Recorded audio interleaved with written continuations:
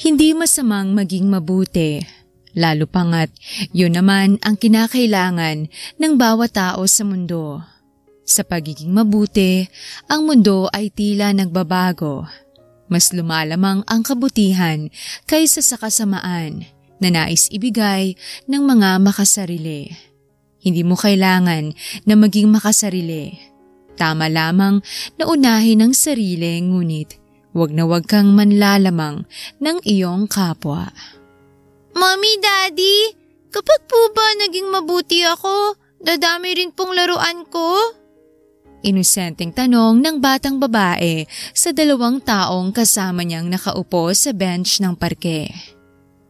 Abay, oo naman anak. Kaya dapat, lagi mong pairalin ang pagiging mabuti mo. Sagot naman ng lalaki.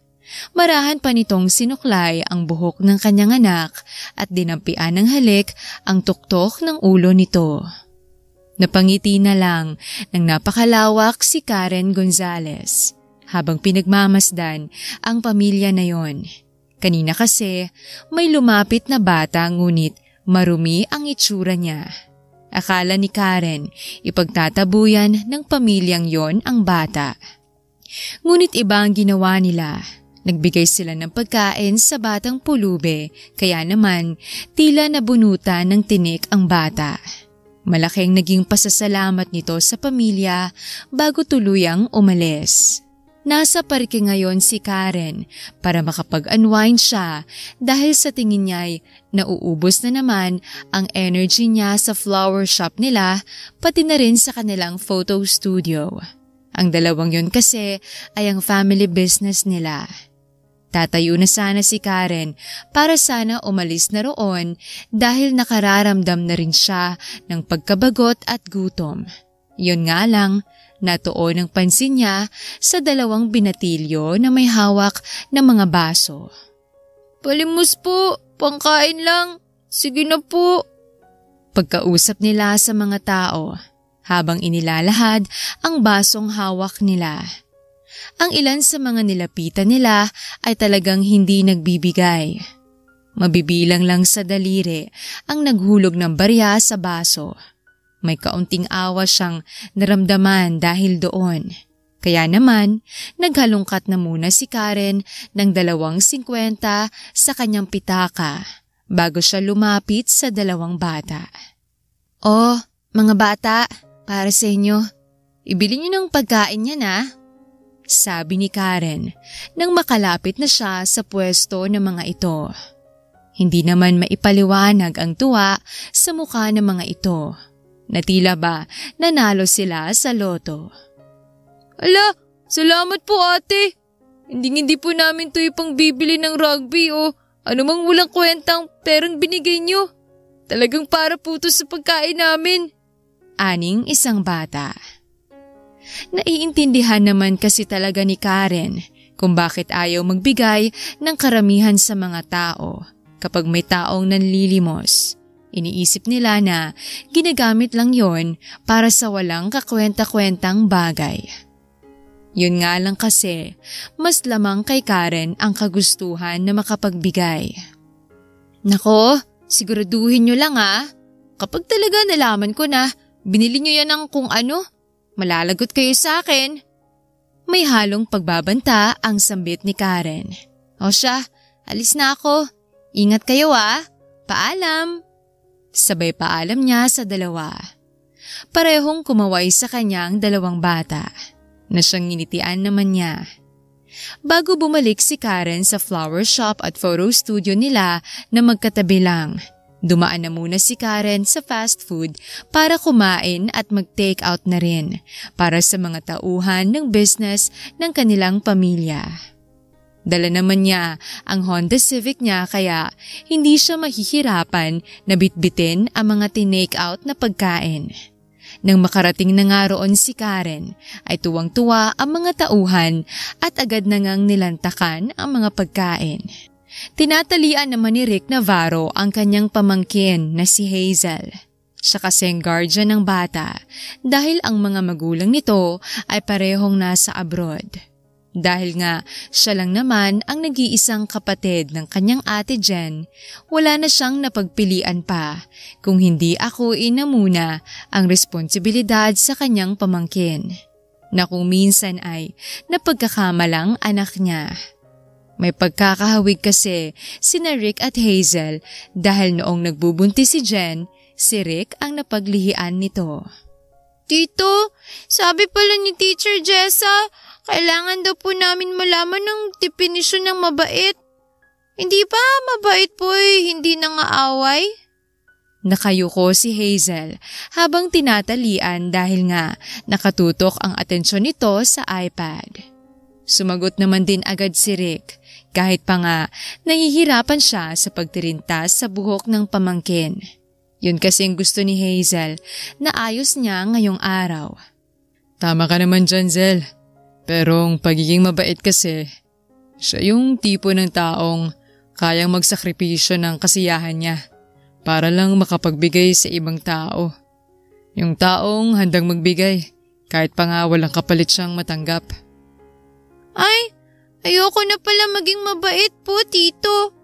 Minsan po kasi ay inggitera ako Gusto ko po kapag meron ng kaklase ko, meron din ako. Nako talaga, Zel. Huwag ka dapat ganon. Pwede ka namang mainggit pero ang kainggitan na yon ay gawin mong motibasyon. Motibasyon na gawin ang tama para sa huli, makuha mo rin ang gusto mo. Naiintindihan mo ba? Pangaral pa ni Rick. Hindi naman talaga sutil ang pamangkin. Ang kaso nga lang ay mas lamang lagi ang topak nito. Lalo pa kapag may hinihingi sa mga magulang pero hindi agad maibigay sa kanya. Ang iPad nga nito talagang iniyakan ng iniyakan. Kaya naman, hindi rin nakatiis ang ate Jen niya't ipinadala na nga kay Hazel ang iPad. At pwede ba, Zel? Huwag mong ikakakul kung panay kaaway sa mga kaklase mong babae. Pagod na kaya akong pumunta sa guidance para lang asikasuhin ang problema na yun. Magbago ka na. Please lang. Si Hazel naman, kahit pa nga nasa 10 taon pa lang ito, talagang nangangatwiran pa. Tito, sila naman pong nangunguna. Kapag niresbakan ko sila pang pa-victim. Napailing na lang si Rick at tinapos na nga ang pagtitirintas niya. O tara na, tapos na ang buhok mo. Umalis na tayo at baka malate ka pa sa klase mo. Nasa grade 4 pa lang ang pamangkin ni Rick, pero kung umasta at kumilos ay akala mo nasa college na. Kaya walang duda na nagmana si Hazel sa ate Jen niya dahil ang sabi ng mga namayapa nilang magulang noon ay talagang mataray at palaaway rin ang ate niya. Nang makarating na nga sa school, hinabilinan na muna ni Rick si Hazel na panay lang ang tango.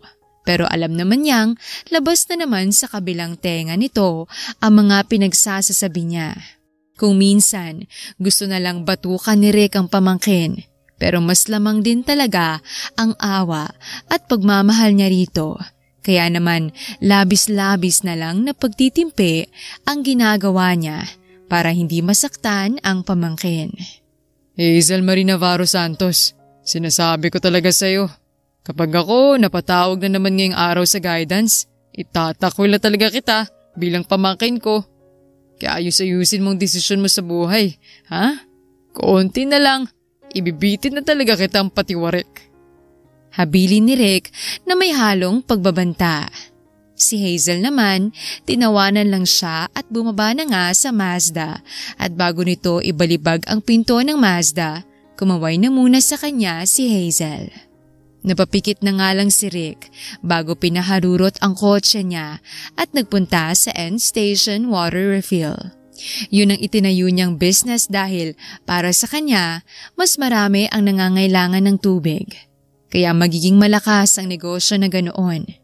At makalipas nga ang 5 taon, nag-bloom ang water business ni Rick. May 5 branch na siya na nasa iba't ibang panig ng Pilipinas. Pero nasa Makati ang pinaka-main branch dahil nga roon siya unang nagtayo. Ate, ano naman yung pakulo mo? Mukha ka ng gusgusin yan. Komento ni John, ang bunsong kapatid ni Karen. 17 years old na ito at nasa grade 11. Isang taon na lang, gagraduate na ito sa senior high. Ano ka ba naman? Yun nga ang point ko. Sambit naman ni Karen habang patuloy pa rin sa paglalagay ng uling sa kanyang muka at suot na damit. Sinira pa nga niya ang shorts niya para talagang magmukha siyang gusgusin na tao. Naisip kasi ni Karen na magpanggap na pulube tapos kapag may nagbigay sa kanya, mas malaki naman ang perang ibibigay niya. Bawat taong magbibigay sa kanya ng barya, susuklian niya ng 5,000 piso. Cash talaga yon. Kinuha pa yun ni Karen na galing sa savings niya.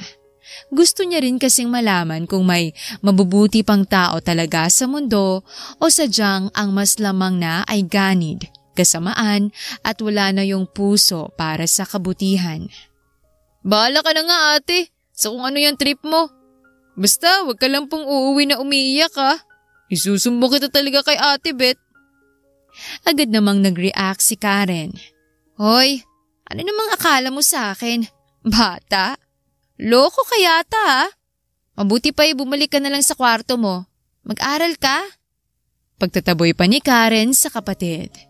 Si John naman napailing-iling na lang at iniwan na nga ang kanyang ate sa sala nila. Si Karen naman ay tinapos na ang kanyang ginagawa. Tapos ay pasigaw siyang nagpaalam sa mga kapatid na aalis na muna. Pumwesto si Karen sa isang fast food. Hindi siya pumasok sa loob dahil talagang nakahihiyari naman kung doon siya mamalimos, di ba? Kaya naman, pinagkasya na lang niya ang sarili sa isang sulok. Palimos po, pangkain lang. Mahinang sambit ni Karen habang nakalahad ang palad. Akala niya'y magiging madali lang ang lahat ngunit ilang minuto pa ang lumipas, ni Singkong duling ay walang ibinibigay sa kanya. Madalas ay pinandidirihan siya at pinagtatabuyan. Tila iwas sa mga tao sa katulad niyang marumi. Ano ka ba? Lumayo ka nga! Dumit-dumit mukha kang mabaho! Panira ka ng araw! Sabi ng isang nagdaan. Maya-maya, sabi pa ng isang babae. Grabe talaga mga patugan! Gusto iasa sa limos sa buhay. Manglilimos pa ulit si Karen ng, Hoy! Wag ka nga paharang-harang sa daan! Bumalik ka kayo sa bundok! Hindi niyong nagkalat kayo mga tama dito sa syudad! Yak! Makakadiri! May dumaan pang nagsabi. Grabe naman ang mga tao ngayon. Wala na ba talagang maganda sa mundo ngayon? Litanya ni Karen sa kanyang sarili. Ibinabanan niya ang kanyang mga palad dahil nangangalay na rin talaga ang braso niya. Ni hindi na nga siya nagsasalita dahil mukhang wala namang nakaririnig sa sinasabi niya. Unti-unti niyang nare-realize kung gaano kasama ang mundo sa mga taong walang-wala sa buhay. Aalis na lang sana si Karen sa lugar na yon at pupwesto sa iba ngunit natigil siya dahil may taong naglahad ng 500 piso sa harap niya. Para sa'yo, miss. Pagkain sana ang ibibigay ko sa'yo kaso nagtatantrums na naman ang bagets na kasama ko. Kaya ito na lang, para kahit papano may pambili ka. Ani ng baritonong boses. Yung boses na kay gandang pakinggan. Yung boses na makalaglag panty. Lalo pa nga kung gwapo ang may-ari niyon. Sa pagtingala ni Karen sa nagsalita, hindi alam ni Karen kung may humila ba sa dila o may humila sa kanya para dalhin sa Cloud9. Ang kisig-kisig at gwapo kasi ng lalaking nasa harap niya ngayon. Sa sandaling panahon, nabighani si Karen. Nakaramdam din siya ng pagtibok ng kanyang puso. Anong nangyayari sa puso ko? Bakit bumibilis ang tibok? Miss, ayos ka lang ba? Pasensya ka na talaga. Hindi na ako magtatagal pa. Mauna na ako sa'yo. Agad na nitong inilagay ang pera sa palad ni Karen. Ngunit paalis na sanang lalaki nang mabilis na pinigilan ni Karen ito. Teka, sandali. Hindi kasi talaga ako totoong pulubi. Kumbaga, natripan ko lang talagang gawin to. Kapag may nagbigay sa akin, susuklian ko ng higit pa ang perang binigay niya. Mabilis na paliwanag ni Karen. Ha? Gulat na tugon ng lalaki sa kanya. Hindi talaga ako totoong pulubi. Sabi pa ni Karen at kumunot lang ang noo ng binata. Hindi kita magets, miss. Pero heto ang calling card ko. Tawagan mo na lang ako. Kailangan na talaga kitang iwan eh. Sige, bye. Hindi na rin naman nagpumilit pa si Karen. Hinayaan na lang niyang makaalis ang binata at napatingin pa siya sa calling card na ibinigay sa kanya. Subalit, ang saya niya ay naging panandalian lang dahil may kinarga itong bata bago pumasok sa Mazda nito. Ouch! Mukhang may anak pa yata ang binatang nakilala ni Karen. Nabokya tuloy ang pag-ibig na sana. Ikaw naman kasi, Zel. Iyak ka ng iyak. Sayang yung opportunity ko kanina, oh. Palay na nga ang nadiscover ko. Mukhang naging bato pa. Pagkausap ni Rick sa pamangkin niyang nakatulog na mula sa pag-iyak. Kapag trip talaga ng pamangkin niya, kahit saan ay nagtatantrums ito. Kaya sayang talaga yung kanina. Hiling na lang talaga ni Rick ay tawagan siya ng babae. Nang makauwi na sina Rick at Hazel sa tinutuluyan na bahay, buhay na naman ang bagets at para bang hindi ito nagwala kanina habang nasa fast food sila. May gusto kasing ipabili si Hazel kay Rick. Ang kaso lang ay binawalan na siya ni Rick dahil nga sa dami na rin itong nakain. Gusto pa kasing umorder ng isa pang kiddie meal kahit na 2 na ang kiddie meal nito. Tito, sino po pala yung babaeng kausap niyo kanina habang umiiyak ako? Usisa ni Hazel. Nasa salang 2 at nanonood ng Sofia the First. Ayaw man ni Rick sa palabas na yon, wala naman siyang magawa dahil paborito yon ni Hazel. Ewan ko sa yung babaita ka. Panira ka sa diskarte. Pati tuloy pangalan niya hindi ko man lang nakuha. May katarayan na sambit ni Rick kay Hazel. Si Hazel naman, tawa lang na mapang-asarang isinagot. Mas lumamang tuloy ang inis niya sa pamangkin dahil may gana pa talaga itong mang-asar sa kanya matapos ang pagngawa nito kanina. Ang pangit naman kaya ng babaeng yun. Sira ka talaga, Tito. Alam mo po, Tito, masyado kang OA. Kapag talaga kayo ng babaeng yun, di tatawagan ka niya at magpapakilala. Di ba po? Tigilan mo nga ako. Ibalik kita sa sinapupunan ng nanay mo eh. Lagi ka talagang sakit sa ulo ko. Ilipat na nga natin to. Gusto kong manood ng action movie. Ayoko po. Lutuan mo na lang po ako. Gutom na ako ulit, Tito eh. Sige na po, please. Pinagsaliko pa ni Hazel ang mga kamay at nagpuppy eyes pa nga sa kanya. Kaya wala namang nagawa si Rick kung hindi sundin ang gusto ni Hazel. Iniwan niya munang pamangkin at nilutuan ng paborito nitong sunny side up na hinaluan ng tosino. May tagaluto naman silang kasama sa bahay pero namalengke yata si Manang Fe at madalas din kasi na sa kanya talaga gustong magpaluto ni Hazel. Pabebe nga kasi talaga ang pamangkin ni Rick. Nang makakain na si Hazel, pinaligo na ito ni Rick para din masimulan na ni Hazel ang paggawa ng mga assignment. Tapos nyon ay diretso na ang pagtulog nito. Pero imbes na si Hazel ang unang makatulog, abay, mas nauna pang nakatulog si Rick. Madaling araw na nang magising siya. Si Hazel ay tulog na ngunit ang mga notebook nito nagkalat sa sahig.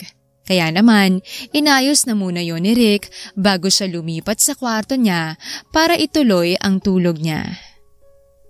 Good morning sa tito kong hindi nakatanggap ng message na hinihintay niyang babae. Mapang-inis na bungad ni Hazel sa kanya kinabukasan. Mukhang kay ganda ng gising nito dahil hindi nagtantrums. Nasa dining si Rick at inaayos ang kakainin nilang 2 ni Hazel. Yun ang akala mo. Pamangkin kong may topak. Maganda rin kaya ang gising ko dahil may nag-message sa akin. Kaya ikaw, maupo ka na rito at kumain na lang. Ay, wow! Ang tito kong 33 na, bumabagits yata Para talagang matanda kung magsalita si Hazel. Nakakrus pa nga ang mga braso nito habang nagsasalita. Ay nako Zel, umupo ka na rito. Hindi mo masisira ang aking umaga. Kumain ka na dahil gutom ka na. Sumunod naman si Hazel. Naupo na nga at nagsimula na silang kumain na dalawa. Ngunit habang kumakain sila, tumawag naman ang ama't ina ni Hazel. Nangumusta sa kanilang dalawa. Ang dalawa naman, kani-kanyang chismis kaya naman natatawa na lang ang dalawang nasa abroad. Tito, pagsundo mo sa akin, bilan mo ako ng toy Oo sige, basta perfect yung mga assignment mo. Tapos ma-very good ka ni teacher mo. Game? Napakamot naman sa ulo si Hazel. Huwag na nga lang po tito, ang dami mo kasing gusto. Di ka naman po gusto ng taong gusto niyo. Napabuga na lang ng hangin si Rick. Hindi na siya sumagot pa dahil baka masungal-ngal pa niya ang pamangkin kapag mas naasar siya. Pagkahatid ni Rick kay Hazel sa eskwela ay nagtungo na siya sa kumpanya niya. Mosing, kumusta? Bungad na pangungumusta ni Ed na akala mo'y hindi sila nagkita kahapon. Palagi kasi siyang bumibisita sa Makati branch kaysa tumambay sa main office kung saan nandun lahat ng mga importanteng papeles na kailangan niyang pirmahan at basahin. Mas nababagot kasi si Rick kapag ganoon kaya nag-hire na lang siya ng ibang tao na gagawa niyon. Kaya naman bumibisita lang siya sa main office kapag may importanteng meeting na kailangan ay present siya. Mosing ka riyan. Gusto mo bang mabatukan ha, Ed? Si Mosing talaga, hindi na nasanay sa akin. Bakit pa nandito na naman kayo? Hindi tuloy kami makatambay lang. Kailangan na naman tuloy naming magpanggap na kami masisipag na nilalang.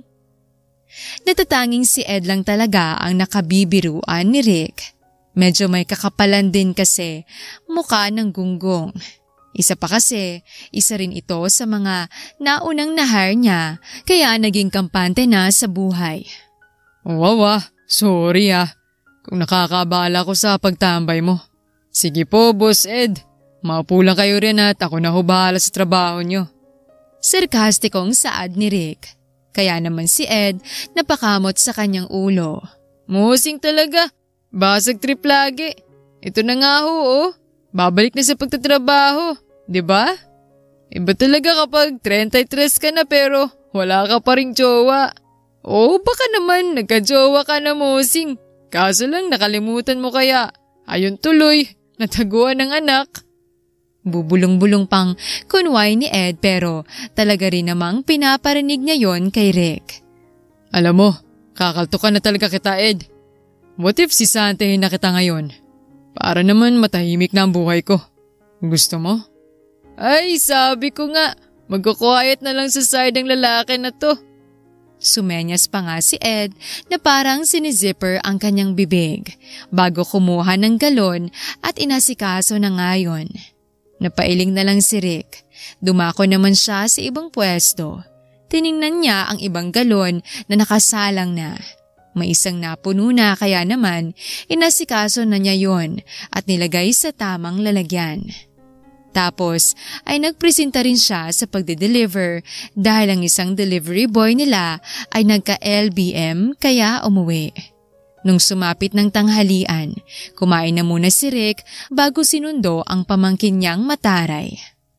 Oh, mabuti naman at hindi ka nakipag-away ngayon. Yun ang bungad ni Rick kay Hazel nang makapasok na sila sa Mazda.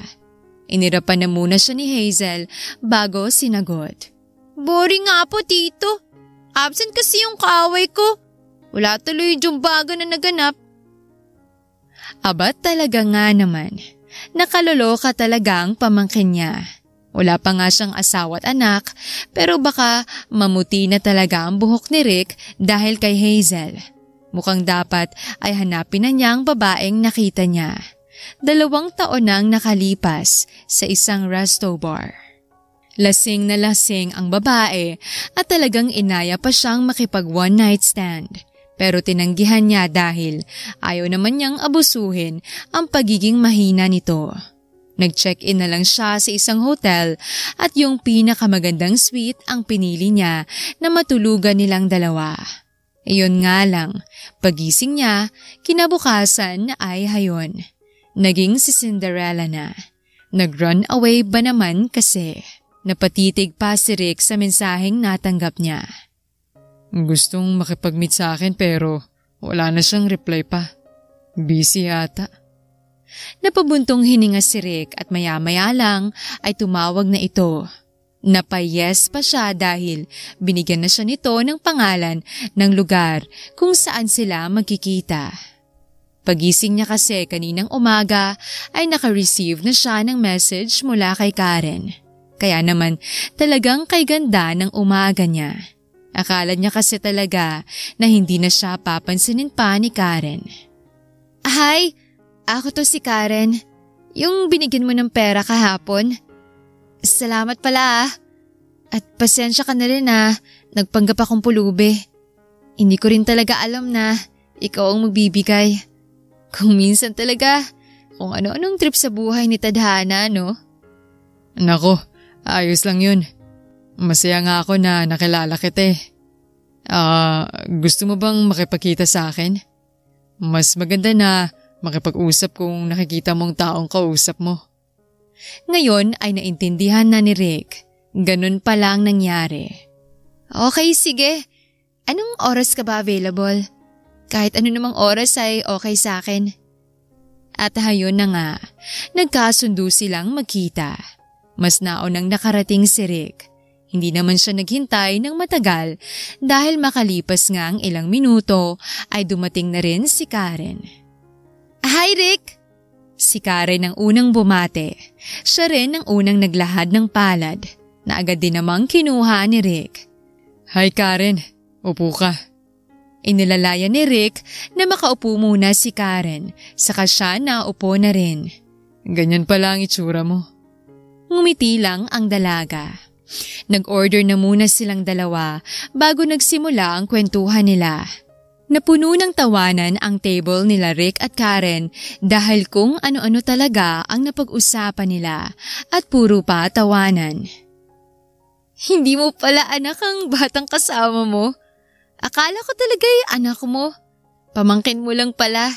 Muntik tutuloy kitang hindi i-text dahil nga sa akala na yun. Nahihiyang pag-amin ni Karen. Naku, ayos lang yun. Hindi ko rin naman kasi nabanggit sa'yo na pamangkin ko lang si Hazel. Mabuti na lang din talagang tinext mo ko. Si Hazel kasi, panay ang asar sa akin. Ganun siguro talaga lalo pang at 33 ka na pero wala ka pang asawa. Bakit nga ba talaga? Hindi naman sa pagiging tsismosa ah. Ewan ko nga rin. Baka dahil hindi ko pa nakikita yung para sa akin. Pero malay mo, nasa harapan ko na pala siya ngayon, di ba? Sabay pa simpleng kindat ni Rick kay Karen. Nahihiya namang ngumiti si Karen at hindi na alam kung anong isasagot pa. Medyo nagpabebe pa nga si Karen dahil ang ilang hibla ng buhok niya ay itinago niya sa likod ng kanyang tenga. Nga pala Karen, bakit hindi tayo mag-collab para mag-handle ng isang project? Yung tutulong tayo sa mga taong nangangailangan talaga. Diba magandang ideya yon? Maya-maya pa ay pag-iiba ng topic ni Rick matapos niyang humigop ng kape sa tasa. Talaga ba? Oh, edi sige. Magandang ideya nga yan. Kailan naman natin sisimulan yan? May halong excitement sa tono ng boses ni Karen. Tila nga rin dinala siya sa kung saan dahil sa tuwa. Kung pwede nga lang mag-happy dance siya ay ginawa na ni Karen. Kung minsan kasi talaga kapag natutuwa siya, napapa-happy dance siya. Mag-set na lang tayo ng another meeting. Bukas ba may gagawin ka ba? Kailangan ko pa kasing sunduin na ulit si Hazel. Hindi ko na malayo ng oras dahil sa pakikipag-tsikahan ko sa'yo. Malapit ko na palang sunduin si Hazel. Saad ni Rick at napatingin pa siya sa kanyang relo na nasa bisig niya. Kay sarap at gaan naman kasi talagang kausap ni Karen. Kahit unang beses pa lang nilang magkausap ngayon, hindi naman nakaramdam ng pagkailang si Rick. Parang pakiramdam pa nga niya ay si Karen yung babaeng dinala niya noon sa suite na pinag-check-inan niya sa isang hotel. Oh wait, titingnan ko muna. Baka kasi kailangan ako sa flower shop bukas. Ang alam ko kasi, kailangan na mag-inventory bukas para malaman yung mga wala na kaming stock. Pwede bang i-text na lang kita kung kailan ako magiging available? Pasensya na talaga, Rick.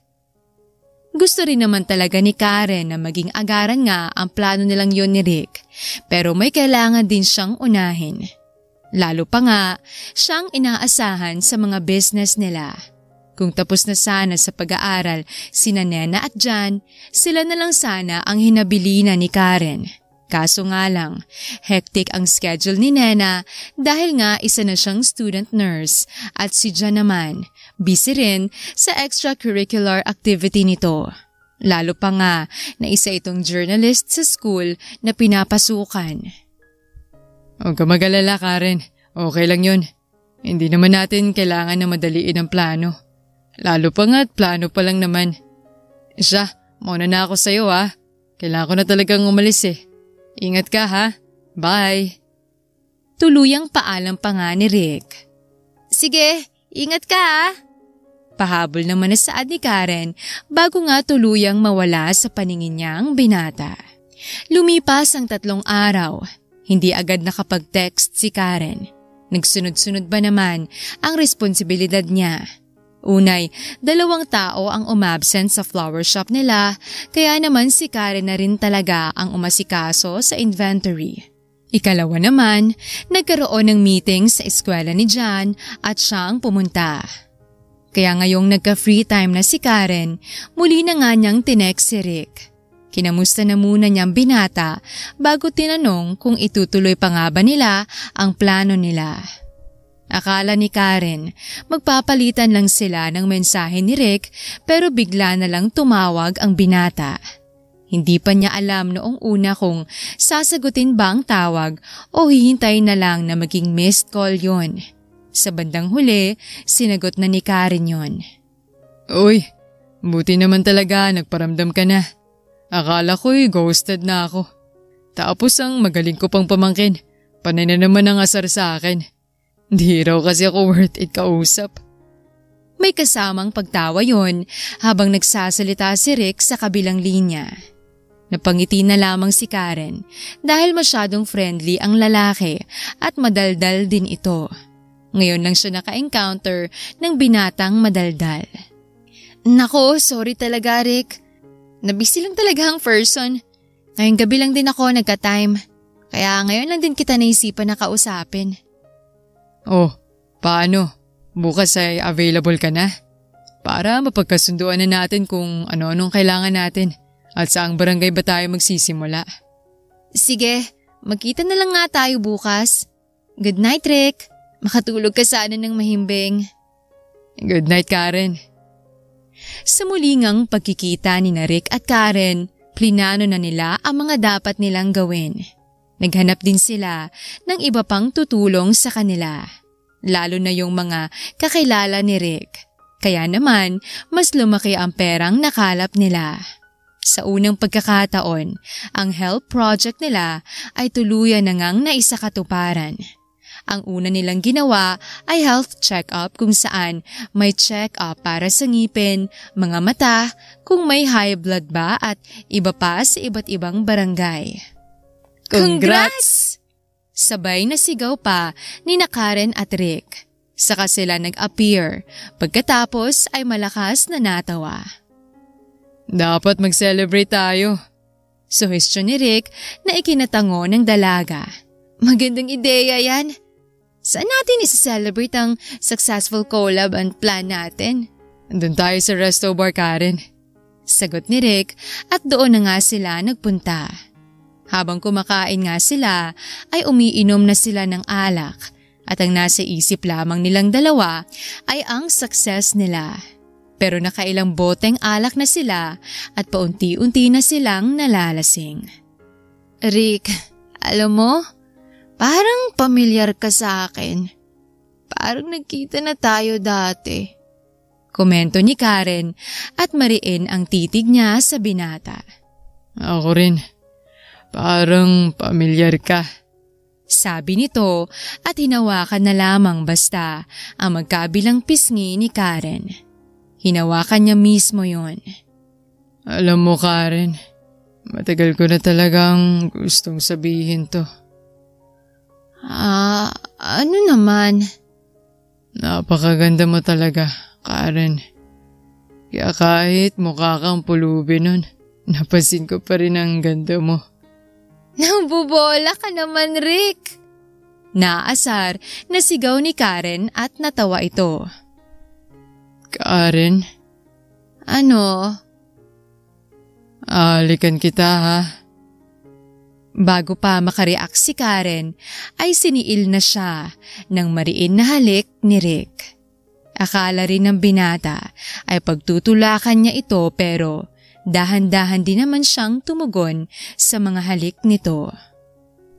Dahil sa bugso ng damdamin, sa dala ng init ng kanilang katawan at sa alak, ay nagpunta sila sa hotel na malapit lang sa resto bar. Ang dating una nilang pagkikita at naudlot nilang one-night stand ay ngayon natuloy na. Sa pagising nila kinabukasan ay wala man lang silang naramdaman na kahit na ano. Yung tila nagsisisi sila sa ginawa nila at parang gusto nilang nangyari kagabi. Sa isip-isip naman ni Rick ay pananagutan niya si Karen. Mabait at busilak ang puso ng dalaga. Sa ilang mga araw na nakilala niya ito ay marami na siyang nalaman na katangian nito. Ayokong humingi ng paumanhin sa'yo, Karen. Dali na amin kong nagustuhan kong nangyari sa atin. Alam kong mapusok ako pero seryoso ako na pananagutan kita. Sambit ni Rick at sumilay ang matamis ng ngiti ng dalaga. Ako rin, Rick. Huwag ka mag-alala. Wala akong pinagsisisihan na ibinigay ko sa iyong sarili ko. Dahil gusto ko rin naman yun. Sabi ni Karen at napayakap na lamang si Rick sa kanya. Bago tayo umuwi, kumain muna tayo ng breakfast, Karen. Magpaparoom service ako. Suhestyon pa ni Rick. Sige, maliligo muna ako. Paalam ng dalaga at mabilis na bumaba sa kama si Rick. Napatili ang babae dahil wala siyang saplot sa katawan. Sorry. Malakas na sigaw ni Rick pero napangisi pa rin siya. Isinuot uli niya ulit ang mga damit niya bago lumabas si Rick at nagtawag ng room service. Samantala, hindi napigilan ni Karen ang pamulahan siya dahil sa nakikita niyang tuyong dugo sa kumot. Isang pulang marka, ebidensya na tuluyan na siyang naangkin ng binata. Hindi naman nababahala si Karen dahil kilala na niya si Rick. Hindi siya nito magagawang saktan kasi alam naman niyang mabuting tao ito. Saktong, pagkatapos niyang maligo at muling isinuot ang damit niya, ay naghahanda na rin si Rick para sa breakfast nila. Rick, yung kumot pala roon. Nahihiyang sambit ni Karen sabay turo sa kama. Sinundan niyo ng tingin ng dalaga. Hayaan mo na, papalitan din nila yan. Sabi nito pero umiling si Karen. Nakakahiya naman. Pwede bang labhan ko na lang? Naglakad palapit kay Karen si Rick at hinila ang kanyang kamay. Ako na nga bahala diyan, Karen. Kumain na lamang tayo. Tumangu-tangu na lamang si Karen at inalalayan pa siya nito na makaupo. Masakit pa rin ang ano niya kaya napapangiwi siya noong nakaupo na nga siya. Pagkatapos nilang kumain ng agahan ay nagpasya na silang umuwi at bago roon ay dumaan pa sila sa flower shop ni Karen. Nabigla naman siya dahil binigyan siya nito ng punpon ng pulang rosas. Salamat. Nag-abala ka pa, Rick. Nahiyang sambit ni Karen. Ngumiti lang ito. Nagsimula ngang manligaw kay Karen si Rick at ipinaramdam talaga nito na sincere sa sinabing pananagutan siya kaya hindi na rin siya nabahala pa. Nagkaroon ulit sila ng plano at sa pang-5 barangay na napili nila ay isang hindi inaasahang pangyayari ang naganap. Mga hinayo pa kayo! Ikaw babae ka! Ang lakas naman ng loob mo para landayin si Rick! Gusto mo bang maging kabit niya ha? Ang kapal mo ha! Pag-ieskandalo ng isang babae, pinagsasabunutan pa nga nito si Karen. Hindi naman agad na ipagtanggol ni Karen ang kanyang sarili dahil bigla ba namang sumugod basta-basta. Isa kang malanding babae! Inaagaw mo sa akin si Rick! Malandi ka! Ahas! Madubi ka rin! Walang tigil ang paninigaw ng babae habang panay kalmot at sabunot kay Karen. Ano ba, Jasmine? Tumigil ka na nga! Ano ginagawa mo rito, ha? Pagsulpot naman ni Rick, siya na mismo ang naglayo kay Jasmine. Buong puwersa niyang hinila si Jasmine papalayo kay Karen. Aba! Talagang malakas ang loob niyong dalawa na magtaksil! Anong klase kang tao, Rick? Talagang gusto mong saktan ako, no? Patuloy pa ring pag-ieskandalo ni Jasmine. Si Karen naman na punong-puno ng kalmot, may pasapasa na rin at gulo-gulo ang buhok, ay bigla na lang tumakbo patungo sa kotse niya. At agad na nga niyang pinaharurot yon, papalayo sa lugar na yon. Jasmine, tumigil ka na, pwede ba? Paano ka ba nakatakas sa mental, ha? At saka gumising ka na nga. Hindi kita asawa. Kaya wala kang karapatan para sirain ako sa maraming tao. Lumapit si Hans kay Rick. Sinabihan siya nito na ibalik na lang muna sa kung saan nanggaling si Jasmine at sila na lang din ang bahala sa event. Sinunod na nga yun ni Rick. Humingi pa muna ng pasensya si Hans sa kanya bago tuluyang hinila papunta sa Mazda si Jasmine. Nagwawala pa rin si Jasmine. Muntik pa nga ang mga ito na maaksidente. Kumalma lang ang babaeng nagwawala noong nakabalik na sila sa mental institution na kinaroroonan nito. Nang mag-isa na lang si Rick sa kanyang kotse, gulong-gulong utak niya. Hindi niya alam kung anong iisipin niya. Hindi niya rin alam kung paano haharapin si Karen, lalo pa nga sa ginawa ni Jasmine. Pero kailangan talaga ni Rick na magpaliwanag sa dalaga. Lalo na nililigawan pa niya ito. Subalit nang sinubukan niyang puntahan ang bahay na ito ay ayaw naman siyang harapin ni Karen. Bigo siyang umuwi sa bahay nila. Tito, ayaw niyo po ba talagang kumain? Ilang araw ka na pong nagmumukmuk dito sa kwarto niyo. Super miss na po kita, Tito. May halong kalungkutan na saad ni Hazel. Sumampa ito sa kama't nahiga sa tabi ni Rick. Tito ko, pwede po ba na huwag na po kayong maging sad? Di na po kasi ako happy na makita kayong sad eh. Nakanguso si Hazel habang nagsasalita. Malungkot namang napangiti si Rick at niyakap na lang si Hazel. Wala rin kasi talaga siyang gana na magsalita o anuman. Kung hindi nga lang siya pinipilit ni Hazel, baka pati pagligo niya ay hindi niya gagawin pa. Oo, sige na nga. Ang cute-cute mo kasi, Zel. Hindi tuloy kita matiis. Simula bukas, magiging happy na ulit si Tito. Para mayatid na ulit kita sa eskwela mo. Gusto mo yon, diba? At para mabilhan na rin ulit kita ng toys mo. Sure na po yan, Tito ah. Touch move na po yan. Wala na talagang bawian kasi tinapon ko ng susi. At bumungis-ngis pa nga si Hazel. Si Rick naman ay natawa na lang sa naging asal ng kanyang pamangkin. Muli rin niyang niyakap ng mahigpit ang kanyang pamangkin. Kahit papaano ay parang nabawasan ang lungkot niya. Kung minsan talaga ay happy pill niya si Hazel. Hindi alam ni Karen kung pakikinggan nga ba niya ang side ni Rick. Kasi parang nawalan siya ng dignidad matapos ang insidente na yon.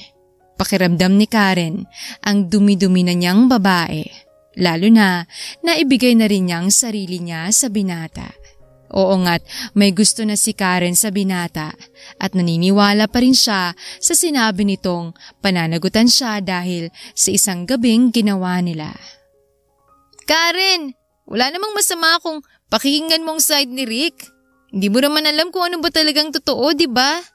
Isa pa'y kilala kita. Alam kong hindi ka gagawa ng isang bagay na ikasisira mo. Kaya sundin mo kung anong sinisigaw niyang puso mo. Sabi ng ate Carla niya, ang panganay niyang kapatid. Lahat kasi ng mga nakatatanda niyang kapatid ay tinawagan niya, ngunit ang ate Carla niya lang ang sumagot. Salamat ate. Pasensya na rin po sa abala. Hindi kayo magiging abala sa akin ni John, Karen. Basta kailangan niyo ako. Handa akong maging available para sa inyong tatlo. Matapos nga ang usapan nilang yon, nagpaalam na rin si Karen sa kapatid. Siya na rin ang nagbaba sa tawag dahil baka may gagawin pa ang ate niya. Pero matigas talaga ang puso ni Karen at hindi pa rin siya nakapagdesisyon na harapin si Rick. Napakinggan ang mga paliwanag nito. Ate, nandiyan na naman ang bisita mo. Sigaw ng kapatid niyang si John at nagmamadaling nagtungo sa pintuan ng silid niya si Karen para isarado yon. Ayaw pa ni Karen na makita at makausap ang binata dahil masama pa rin ang loob niya. Ikaw ba naman ang mapahiya sa harapan ng tao at tinawag kang malandi saka lumalabas na naging kabit ka? Ayokong makita siya dyan. Palabasin mo lang siya sa bahay natin. Sigaw ni Karen. Ano po? Ate naman, ilang araw na siyang pumupunta rito eh. Bakit ayaw mo pa siyang harapin? Basta, sabihan mo siya na ayoko siyang makita at huwag na siya kamo bumalik pa. Papabarangay na natin siya kapag babalik pa siya rito. Grabe naman yan ate. Wala naman siyang ginagawang masama. Ewan ko talaga sa inyo. Hindi ko kayo maintindihan. Muling nagmukmok si Karen at pinilit niyang tinatanggal sa sistema niya ang binata. Pero ilang araw na niyang tinitiis si Rick. Kahit pa nga nakausap na ni Karen ang ate niya para bigyan siya ng advice, may kaunting pangamba pa rin siyang nararamdaman. Nakalaunan ay nagpasya na nga siyang kausapin muli si Rick. At ngayon nga ay magkaharap na silang muli sa cafe na dati nilang tagpuan. Tahimik lang silang pareho.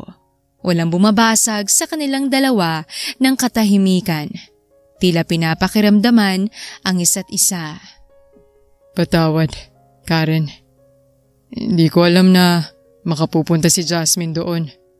Sa katunayan ay wala akong inaasahan na iskandalo sa araw na yon. Kaya hiyang-hiya talaga ako sa'yo. Nasaktan ka ng dahil sa akin. Sa wakas nga'y binasag na nga ni Rick ang katahimikan. Nang tumititig si Karen, nakatitig din pala si Rick sa kanya. Hindi ko kailanman naging nobya si Jasmine, Karen. Ang totoo niyan, nakita ko lang siya noon sa parke. Wala sa sarili. Yun pala ay may depression siya. Namatay kasing nobyo nito sa pagkalunod at sinisisi ni Jasmine ang sarili. Nang titigan ako ni Jasmine, inakala niyang akong namayapan niyang nobyo. At isang pagkakamali na kinonsinti kong bagay na yun. Dahil kasi sa ginawa ko, mas lumala ang kondisyon niya. Kaya naman kinailangan na niya talagang i-admit sa mental institution. Mahabang paliwanag ni Rick. Patuloy pa ring nakatitig ang binata sa kanya. Kaya naman naramdaman niya na tunay talagang sinasabi nito. Hindi naman siya isang Diyos para hindi magpatawad. Kaya naman pinaniwalaan ni Karen kung ano nga bang sinisigaw ng puso. At yon ay ang paniwalaan si Rick. O siya, naniniwala na ako at sana naintindihan mo ko kung bakit gano'n na lang reaction ko. Akong dehado, lalo pa na... Bumuntong hininga na lang ulit si Karen at ginanap naman ni Rick ang kanyang kamay. Seryoso ko sa paniligaw ko sa'yo, Karen. Huwag mo sanang pagdudahan yun. seryoso rin ako sa nararamdaman ko sa'yo. Nakangiting sabi pa ng binata. Paano nang naudlot nating health project, Rick? Matutuloy pa ba yun? Siyempre naman, ikaw lang naman talaga ang hinihintay ko. Pero bago riyan ay, pwede ba kitang yayain na mag-date? Hindi na nahiya pa si Rick na yayain si Karen na makipag-date ito sa kanya. Ayos naman na sila at alam niyang hindi siya tatanggihan ni Karen. Sige na nga, namiss din kasi kitang kasama eh. Lumapad ang ngiti sa mga labi ni Rick dahil pakiramdam niya ay kinikilig din siya. Namiss din kita. Napahawak na lamang sa magkabilang pisngi niya si Karen dahil sa nararamdaman na pag-iinit nito. Hindi makapili si Karen sa damit na susuotin niya. Nakalagay naman ngayon sa ibabaw ng kama niya at nasa harapan naman siya. Ang isang kamay niya ay nasa baba niya na tila pinag-iisipan pa niya ang pipiliin niya. Ano pong mas bagay sa akin? Tanong ni Karen sa sarili niya. Ang nakababatang kapatid naman niya ay nasa kama rin at nakasandal sa headboard habang kumakain ng chips. Kanina pa pinapanood ni Jan ng ate Karen niya. Kahit ano pang isusuot mo, ganun pa rin naman ang itsura mo, ate. Bakit pa pinapahirapan mo pang sarili mo? Sa wakas ay hindi rin napigilan pa ng kapatid ni Karen na magsalita. Tumahimik ka dyan. Nahihirapan akong pumilit. Dapat magmukha akong presentable sa paningin ni Rick. Sita ni Karen sa kapatid. Napailing ito. Ate, mahalaga pa ba yan? Ang importante ay ang date nyo at ang mag-enjoy kayo na makasama nyong isa't isa. Katwiran pa ni Jan at napatingin si Karen dito. Tama ka naman. Ayaw ko lang naman talagang mapahiya ako sa first date namin ni Rick. O siya, pipiliin ko na lang itim na dress ko. May pinalidad na sigaw ni Karen pero ibang kinuha niya. Kulay asul ito saka nagmamadaling pumasok sa banyo. Si ate talaga, hindi na siya maintindihan kung minsan. Bulong ni Jan at napatingin na lamang siya sa mga damit nito sa paanan ng kama. Yung pinili ka na pero pinaasa ka pa rin at hindi pinanindigan. Pagdating ni Rick sa bahay nila ay ayos na rin si Karen. Kulay rosas ang suot niya. Tama, nagbago na naman ang kulay dahil pagtapat niya sa salamin ay nagbago bigla ang isip niya. Ay Jan, wala ka bang pasok ngayon? Untag na tanong ni Rick sa kapatid ni Karen. Nang madatna nito, nakaupo lang sa sofa at nanonood ng TV. Mamayang hapon pa kuya. Sagot ni Jan at tumikhim naman si Karen. Tayo na? Pag-aaya ni Karen at naglahad ng kamay ang lalaki. Nakangiting tinanggap niya yon. Nagpaalam na muna sila kay Jan bago sila lumabas. San tayo? Untag niyang tanong nang makasakay na sila sa kotse ni Rick. Manonood tayo ng sine. Katulad ng mga ginagawa ng teenager. Common man pero uso pa rin yun ngayon. Sagot ng binata sa kanya na ikinatango niya. Maraming tao nang makarating sila sa sinehan at namimili na sila ng movie na panoorin nila at napili nila ang 20 Years Later. Hindi ba yan sad ending? Title pa lang, Rick. Nakangiwing komento ni Karen na ikinatawa ng lalaki. Hindi yan. Maraming ang pumipila rito. Nung taong 2020 pa ito lumabas pero ngayon ko lang panonoorin. Hindi naman kasi ako mahilig manood ng ganitong klaseng movie. Pero dahil kasama kita, ay ayos lang. Paliwanag pa ni Rick. Sweet mo talaga?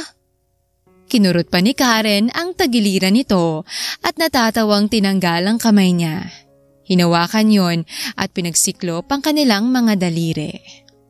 Bumili muna tayo ng drinks at popcorn. Suwestyon nito at tumangulang si Karen. Isang oras pa ang hinintay nila bago isasalang ang movie na panonoorin nila. Pero nang nasa loob na sila ay napatakip na lamang sa bibig niya si Karen. Ayos ka lang ba, Karen? Nag-aalalang tanong ni Rick sa kanya. Rick, nasusuka ako. Hindi ko gustong amoy sa loob. Sagot ni Karen. Hindi naman nagdalawang isip si Rick. Sinukbit na niya ang bag nito at sa kanya ay nalalayan si Karen. Tuluyan na silang lumabas kahit siksikan na ang mga tao sa loob. Mas nag-alala lang si Rick sa kalagayan ng dalaga nang samahan niya ito sa ladies' room at nagsusuka na nga ito. Mabuti na lamang ay silang dalawa lang ang tao sa loob. Karen, may kinain ka ba na panis na pagkain nung agahan nyo? Umiling ito sa tanong ni Rick. Ako naman ang nagluluto ng agahan namin ni John. Sa katunayan, palagi na lang ganito kasama ang pakiramdam ko. Ilang araw na to, may sakit na yata ako, Rick. Parang maiiyak na sambit ng dalaga at pinunasan ni Rick ang gilid ng mga labi nito. Huwag ka masyado mag-alala. Sasama na lang kita sa ospital. Sabi ni Rick at namilog naman ang mga mata nito. Hospital agad-agad? Magiging maayos naman ako kapag nakapagpahinga na ako. Madali na kasi akong mapagod. Nahihilo ko kung minsan pero malakas naman akong kumain. May mga pagkakataon lang talaga na napakasensitibo ng pang-amoy ko at naduduwal ako kapag ganun. Paliwanag ni Karen at napakunot ang noo ni Rick. Isa-isa niyang pinoproseso ang sinabi ni Karen at nang magkaroon siya ng ideya ay tumaas ang sulok ng mga labi ni Rick. Mukhang on the way na ang junior ko. Nakangiting komento ni Rick at hindi yon agad na intindihan ni Karen. Dito ka lang, may bibilhin ako. Saglit lang, okay? Hinalikan pa ni Rick ang noo nito bago siya lumabas mula sa ladies' room. Nagtataka man si Karen at kung ano nga bang bibilhin ni Rick ay sinunod naman niya ito. Nanatili siya sa room at hindi nga ito nagtagal ay nakabalik na rin. Ano to? Salubong ang kilay na tanong ni Karen nang ibigay nito ang paper bag na dala. Inabot naman niya. Tingnan mo na lang yan at saka mo gamitin. Utos lang sa kanya ng binata at nang buksan niya ang paper bag ay nakita niya ang laman nito. Isa tong... Gulat na sambit niya dahil pregnancy test ang binili nito. Sa mga paliwanag mo kasi sa akin ay isang bagay lang naisip ko. Na baka buntis ka na. Kaya gamitin mong dalawang yan, Karen, para sigurado tayo. Sasamahan din naman kita magpa-check up sa doktor. Ani pa ng binata at umawang lang ang mga labi ni Karen.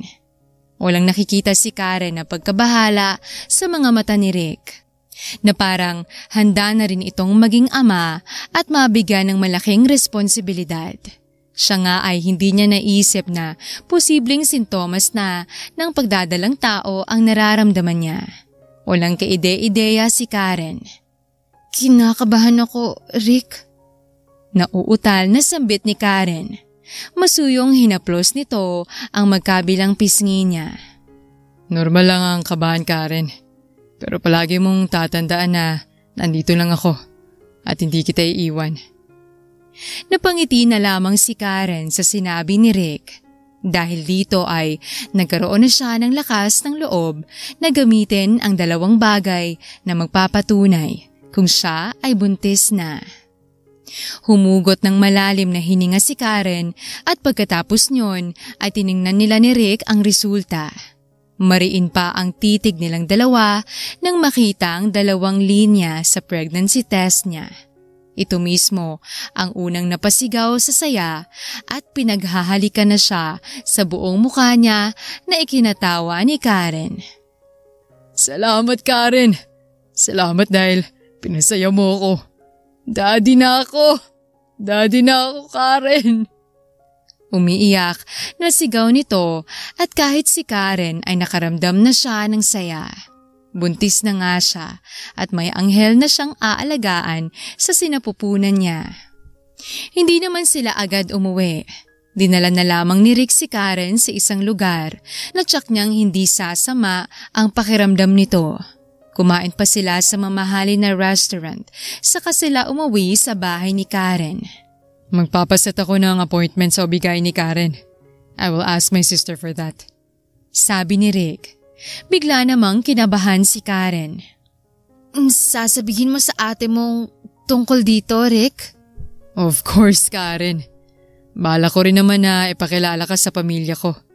Pero kung handa ka naman na, hindi naman kita pipilitin. Si ate dyan lang naman yun. Asawa saka ang pamangkin kong si Hazel. Malalim ang boses na wika ni Rick. Napatangu-tangu na lamang si Karen. Ikaw na ang bahala. Sabi na lamang ni Karen. Ayaw rin ni Karen na maglihim sa mga kapatid niya kaya sinabi niyang tungkol sa pagbubuntis niya. Nagulat man ang mga ito pero hindi naman nagalit dahil hindi siya tinakbuhan ng lalaking nakabuntis sa kanya. Minsan talaga ay nakagugulat si Tadhana. Hindi pa nga naiisip ni Karen ang magbuntis at maging isang ina ay saka pa ito nangyari. Hindi bale na nga, anak naman niya ang nasa sinapupunan niya at wala pa man ay mahal na niya ito. Kahit siguro hindi siya panagutan ni Rick ay kayang-kaya naman ni Karen na buhayin ang kanyang anak. Ang kaso lang ay ayaw niyang lumaki ang bata na walang kinikilalang ama o hindi niya ito mabigyan ng kumpletong pamilya. Alam ni Karen ang pakiramdam na walang mga magulang. Kung kaya't ayaw niyang maranasan yon na magiging anak nila ni Rick. Mabuti na nga lang ay nagkaayos agad sila. Kung hindi ay ewan na lang talaga ni Karen. Magkakaroon ka ng kumpletong pamilya, anak ko. Bibigyan ka namin ng daddy mo ng magandang buhay at mapupuno ka ng pagmamahal namin. Ang nakangiting sambit ni Karen at marahan niyang hinaplos ang kanyang tiyan. Wala pa man ay parang excited na siya na paunti-unting lumaki ang tiyan niya hanggang sa lumabas ang baby nila ni Rick. Isa kang pinakamalaking blessing ng iyong mommy. Mahal na mahal kita.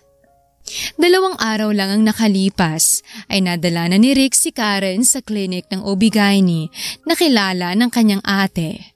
4 weeks na nga ang baby sa tummy ni Karen at hindi pa rin mapatid ang saya ng nararamdaman niya.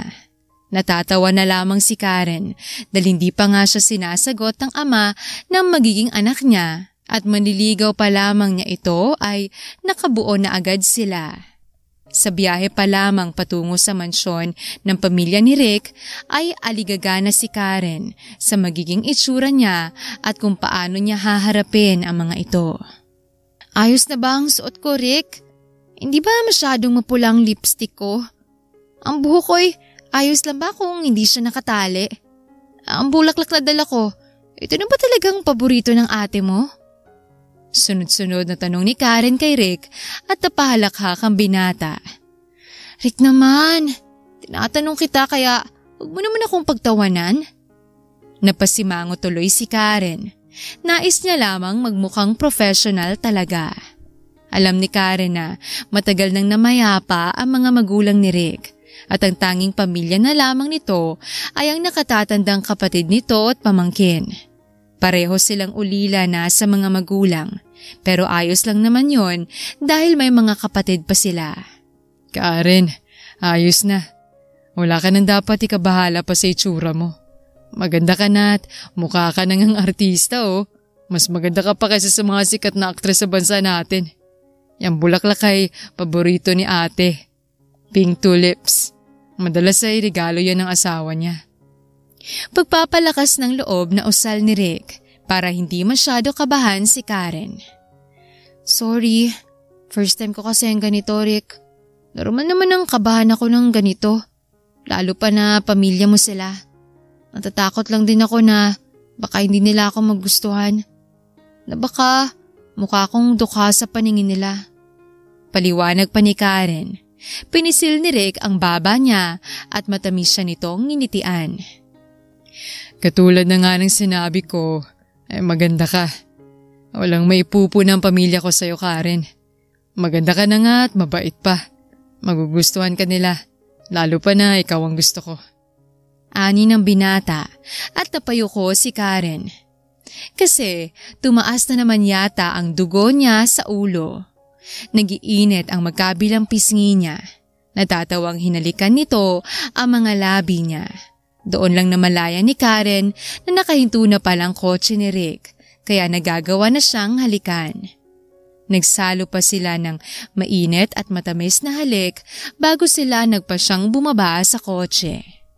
Ang lipstick ko, Rick, hindi ba nikalat? Ay, waterproof pala siya. Sambit ni Karen at nanalamin pa siya sa side mirror ng sasakyan ni Rick. Naiiling na maingat na hinila nito ang braso niya saka siya iginiya papasok sa mansyon. Napakalaki ng mansyon na yon at kahit nasa labas ka pa lamang ay makikita mo na ang ganda at pagiging elegante nito. Modern type ito at napakaganda rin ng ambience. Hindi lubos maisip ni Karen na dito nga nakatira ang binata. Parang isa na tong palasyo, Rick. Hindi napigilang komento ni Karen. Ibigyan ko kayo ng magiging anak natin ng higit pa rito, Karen. Baka hindi na tayo magkita-kita pa sa loob dahil sa laki ng magiging bahay natin. Malakas na natawa si Rick sa tinura ni Karen. Sa kabilang banda naman ay hindi na mapakali ang ate dyan ni Rick dahil alam nilang darating ang nobya ng nakababata niyang kapatid. Ang asawa niyang si Lucas na ilang beses na siyang sinita na huwag palakad-lakad. Hindi lang dahil buntis si Jen ay talaga namang masakit sa mata at nakahihilo pa. Nakaupo lang ito at katabi ng anak nila. Samantala, ang anak naman nilang si Hazel ay prenteng nakaupo lamang at nakatutok sa iPad nito. Naglalaro na naman ito ng kung ano-ano roon. Han, maupo ka na nga rito. Bakit ka ba kinakabahan ng ganyan? Untag na tanong ni Lucas sa asawa. Hindi ako kinakabahan, hon. Excited lang akong mamita ang future sister-in-law ko. Bakit kaya ang tagal nila? Ang sabi sa akin ng OB ko ay tapos ng check-up ni Karen. Curious pang tanong ni Jen. Sa lagay mo ay parang maihi ka na, Han. Maupo ka na muna rito at alam kong nasa biyahe na silang dalawa. Ani ng asawa ni Jen at tumayo pa ito para alalayan siyang makaupo sa tabi ni Hazel. Anak, tama na nga muna yung paglalaro mo. Darating ng tito mo at ang nobya niya. Patiin mo siya, ha? At wag na wag mong ipakikita niyang ugali mong masungit. Dahil buntis ng tita Karen mo. Pangangaral pa ni Jen sa anak. Nang kunin niya ang iPad nito ay humaba pa ang nguso. Nang makarinig sila ng pagbusina ng sasakyan sa labas ng mansyon nila, ay napaigtad sa gulat si Jen. Naiiling na hinaplos ng asawa niya ang kanyang likuran. Oh my gosh! Nandiyan na sila! Excited na sigaw ni Jen at napapalakpak pa siya. Let's go! Salubungin natin sila! Mainit na tinanggap naman ng pamilya ni Rick si Karen. Nagustuhan ito ng kanyang ate, lalo na nalaman din ito tumutulong din sa kapwang babae, sa mga taong mahihirap at natawa pa nga ito sa kwento niya na una niyang nakita si Karen ay ang pagpapanggap nito na pulubi upang mamalimos sa mga tao. Hindi rin naman po kasi naging madali para sa amin ng lahat nung nabubuhay pa ang mga magulang ko. Matatawag po talaga kami na isang kahig, isang tuka. Kung hindi po kami kikilos at magtatrabaho ay gutom po nga abutin namin. Ngunit dahil sa tiyaga na rin po at sa patuloy naming pakikipagsapalaran sa buhay ay nakaahon po kami sa kahirapan kahit papano. Mahabang pahayag ni Karen. Proud siya sa pamilya niya dahil nagawa nilang lampasan ang lahat ng pagsubok na dumating sa buhay nila. Tunay na nga tayong gumagawa ng kapalaran, Karen. Kung mananatili lang tayo sa isang pwesto at hindi kumikilos ay walang mangyayari sa atin. Wala tayong kinabukasan. Pagsang-ayon na wika ng ate Jen ni Rick. Pero ano ba talaga ang dahilan mo para magpanggap kang pulubing na mamalimos, Karen? Para hanapin daw ang forever niya, ate Jen. Mabilis na pagsingit naman ni Rick na ikinatawa nila.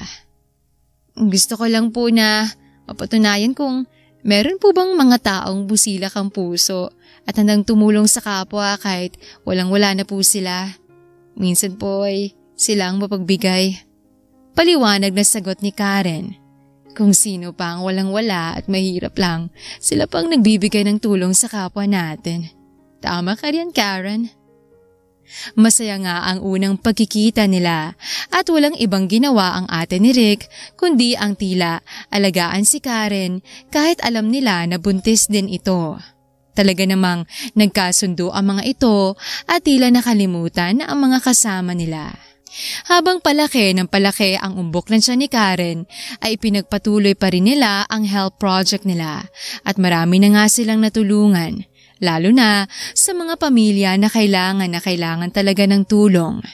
Hindi naman agad na ikasal sina Karen at Rick dahil hinintay nila ang mga kapatid ni Karen sa abroad.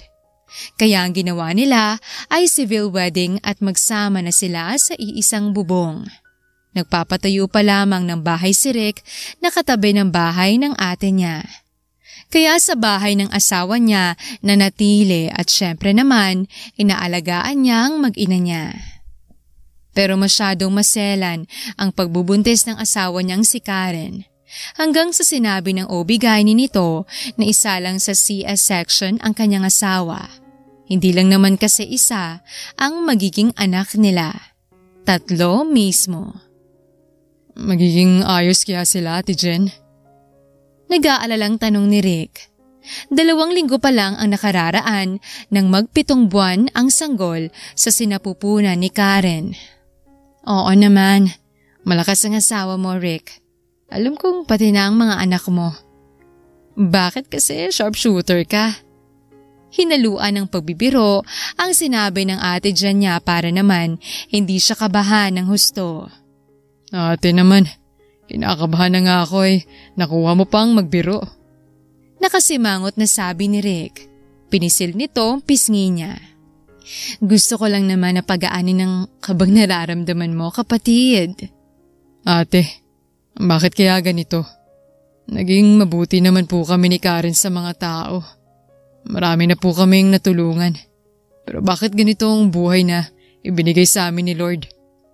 Kaya nga sabi ng matatanda, gumawa ka ng isang bagay na makabubuti at ang hindi ka rin mahirapan. Na lahat ng kabutihan mo ay masusuklian din ng kabutihan. Pero ang ginagawa niya ngayon sa amin ng asawa ko taliwas sa paniniwala namin. Mahaba at tila may hinanakit na usal ni Rick. Dahil hindi lahat ng inaasahan natin ay mangyayari, kapatid. Na kahit gumawa ka pa ng kabutihan sa kapwa mo ay hindi agad ibibigay sa'yo o may babalik kang kabutihan na yon. Pero kapag naging matatag ka at nagawa mong labanan ng isang pagsubok, ay kusang ibibigay yun sa'yo. Huwag tayong may expect masyado. Na kesyo, mabait tayo at marami na tayong natulungan, ay hindi ka na mahihirapan. Sa puntong yon, ay parang isa na tayong mayabang, Rick. At tila ba sinasabi, siya nang gumawa ng kabutihan ay inaasahan na kabutihan din ng isusukli. Ang kabutihan ay kusang loob nating nararamdaman at ibinibigay.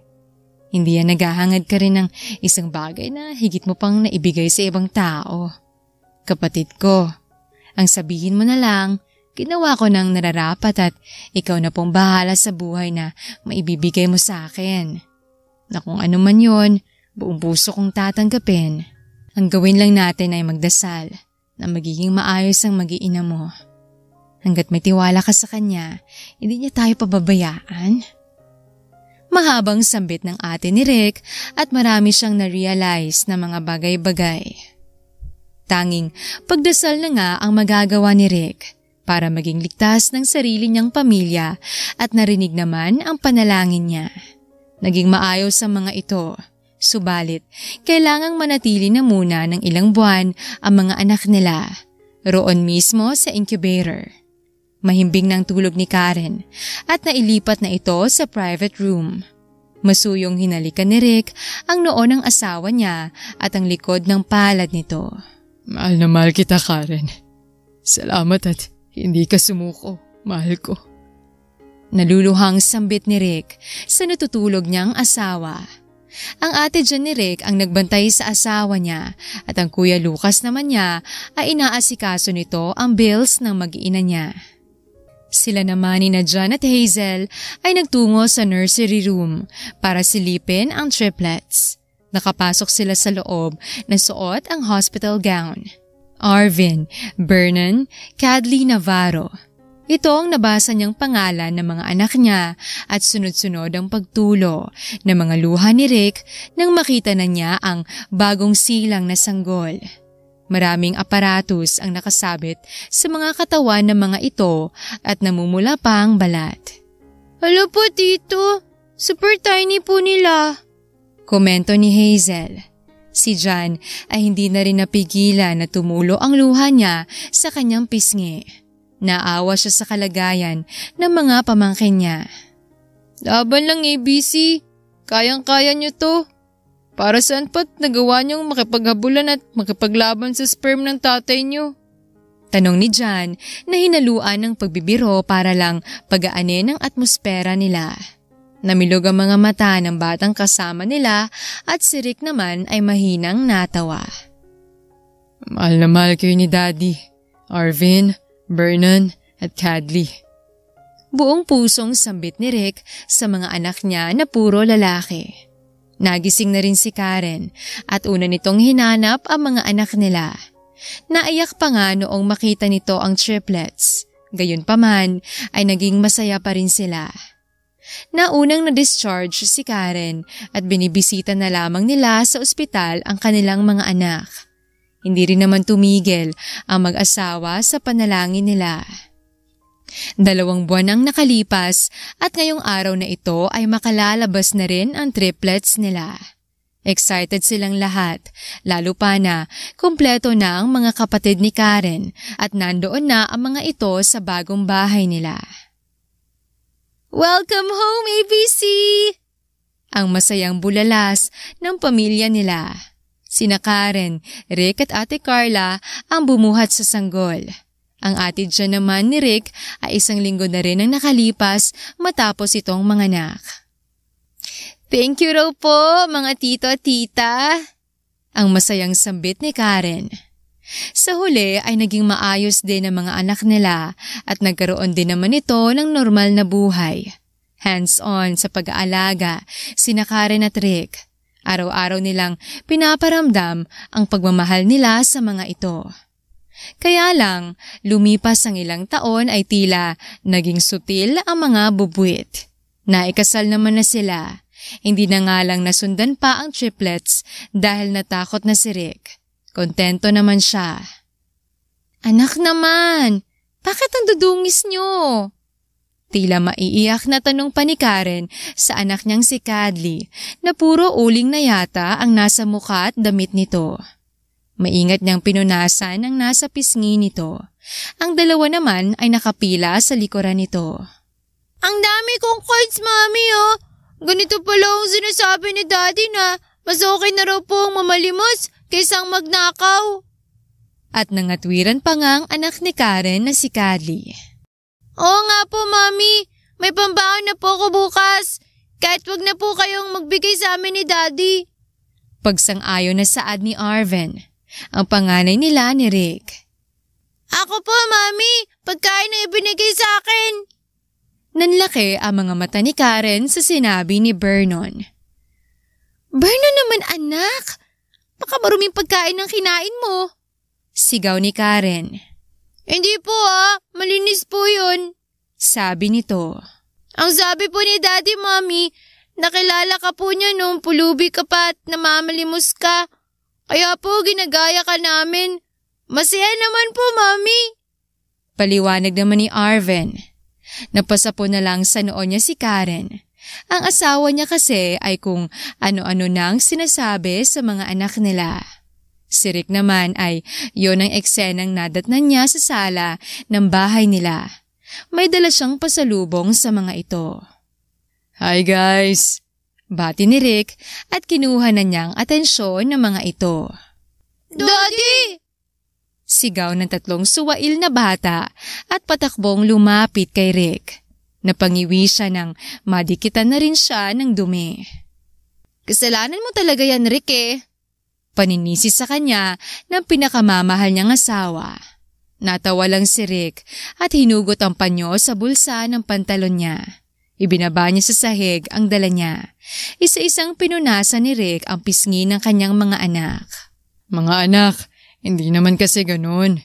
Ang mami niyo ay nagpanggap lang siya na pulubing na mamalimos dahil gusto niyang makahanap ng mabubuting tao at tutulungan niya rin to. Walang masama ang mamalimos dahil yun talaga ang hanap buhay ng mga taong nasa lansangan.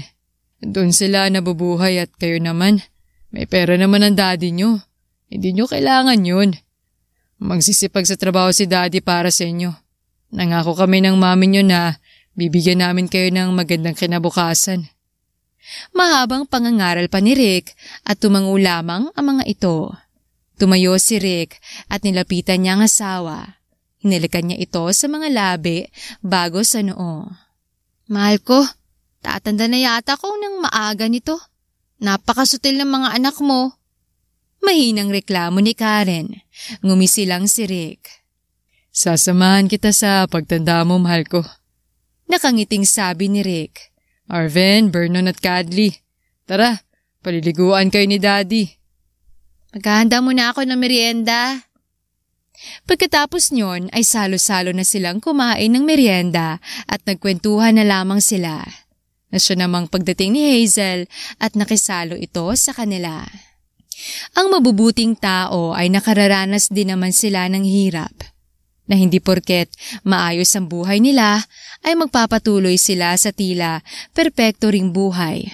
Bawat tao naman kasi ay mabibigyan ng kani-kanyang pagsubok at nasa iyo na kung kaya mo itong harapin at labanan.